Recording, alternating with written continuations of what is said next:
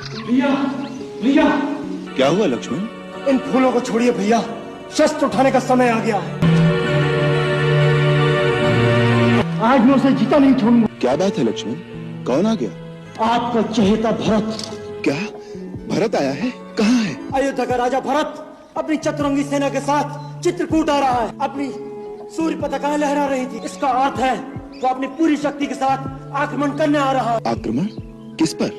आप पर। राज्य पाकर उससे राज का मत संभाला नहीं किया। उसे नहीं पता था कि अभी तक लक्ष्मण जीवित है। भरत की बुद्धि ऐसी कुटिल कभी नहीं हो सकती। जिसकी माँ की बुद्धि इतनी कुटिल हो तो उसके पुत्र की बुद्धि कुटिल क्यों नहीं हो सकती? यदि उसके हृदय में कपट नहीं होता तो अपने साथ हाथी घोड़े और सेना लेकर नहीं चलता। अरे मानव तो क्या, इंद्र जैसे देवता भी राजमत के नशे में चूर होकर उचित और अनुचित भूल जाते हैं। वो आपको निस्सहाय बेसहारा समझकर आपकी हत्या करने आ रहा है। नहीं लक्ष्मण नहीं। आपको मेरी सौगंध है भैया, आज मुझे मत रोकिएगा। मैं आपके चरणों की शपथ खाता हूँ, यदि मैंने क्षत्रिय कुल में जन्म लिया है तो आज वे दोनों रण क्षेत्र में मेरे हाथों मारे जाएंगे। लक्ष्मण, मुझे तुम्हारी वीरता पर और तुम्हारे पराक्रम पर किंचित भी संदेह नहीं है। तुम क्रोध के आवेश में भरत को अवश्य मार सकते हो, परंतु जब तुम्हें पता लगेगा कि भरत पर तुम्हारा संदेह मिथ्या था तो क्या फिर उसे जीवित भी कर सकोगे? परंतु भैया, जो आंखों से दिख रहा है उसे आप संदेह कह रहे हैं। कभी कभी आंखों से देखा हुआ भी सत्य नहीं होता। राजपथ का प्रमाद साधारण मानव को हो सकता है, इंद्र जैसे देवता को भी हो सकता है, परंतु भरत का स्थान देवताओं से भी ऊंचा है। जिस प्रकार खटाई की एक बूंद से क्षीर सागर का दूध नहीं फट सकता, उसी प्रकार अयोध्या तो क्या त्रिलोक का राज्य भी भरत को दे दिया जाए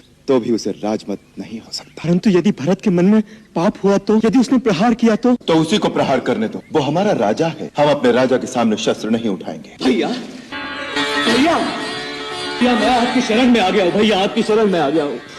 भरत,